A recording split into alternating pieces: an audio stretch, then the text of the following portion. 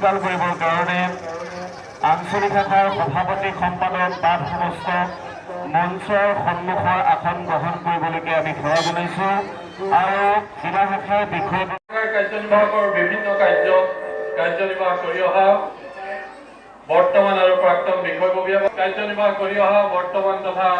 প্ৰাক্তন কাৰ্যনিৰ্বাহক যুৱ অনুষ্ঠান সেৱা বাহিনীৰ সেৱক সেৱিকা যুৱক যুৱতী বাপাই হাজৰিকা বাপজনা